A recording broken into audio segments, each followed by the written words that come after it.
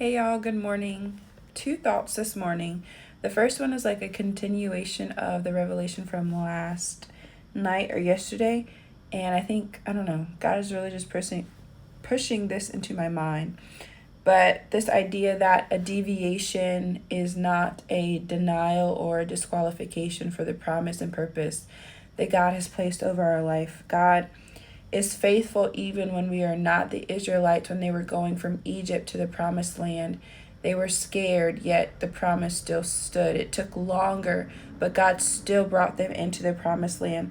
Moses was scared and doubted his ability to do what God wanted him to do. So Aaron was folded into the plan, yet Moses was still used to deliver the Israelites out of Egypt. Sarah doubted that she would have a son, so she gave Hagar, her slave, to her husband to have a son through her. And even though she did that, even though she doubted, God still said, no, through you, Sarah and Abram, or Sarai and Abram, Sarah and Abraham, y'all will have a son. And she still gave birth to Isaac. Like, just because we mess up, just because we doubt, just because we fall short does not mean that God removes the promise or the purpose that he placed over our life. That thing still stands.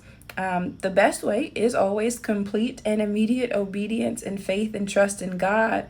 But if God is gracious enough to keep the promises and purposes that he has placed over our life, despite our doubt, our lack of faith, our lack of obedience, our sin, then we can be gracious with ourselves. God's grace, it doesn't give us the permission to do wrong. Rather, it gives us the ability to do right. It gives us the ability and the space to still grow, to still take hold of this promise, of this purpose, even though we have fallen short. So be encouraged by that. Don't give up.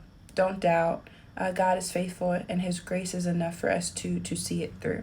And then in my devotion today, I was in Genesis chapter 12, verses 10 through 20. And this is when Abram is venturing into Egypt because there's a famine. And he's like, man, my wife is too beautiful. I'm going to say she's my sister so they don't try to take her and kill me. And that's not really what he should have done, but he did it. But the things that I was like, God, what is this for me? Maybe it'll be encouraging for you as well. I don't know. But God gives us great things and blessings, whether in people or our gifts and talents and abilities or other types of blessings or other ways. But we can't be afraid of those blessings. We can't downplay what the Lord has done for us, what the Lord has given to us out of fear of others mistreating us or using us to get it for themselves. We actually do others a disservice, allowing them to think that they could be a recipient of the unique blessing that God had for us because it's ours and not theirs, and God will ensure that it remains that way. So we can't appease others and protect ourselves by giving ourselves our anointing or our blessings away. We need to trust God and trust him that whatever threat he has equipped us with, he will guard and he will protect.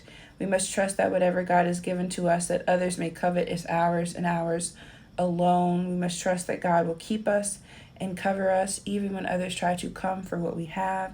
We must trust that God will provide for our every need, that we don't have to try to win people over by giving ourselves or what is for us away. Yeah, let's do it all God's way. Let's trust in him. Let's continue to seek him in every step. We don't have to be threatened by the things that we come up against in this world. Have a great day, y'all.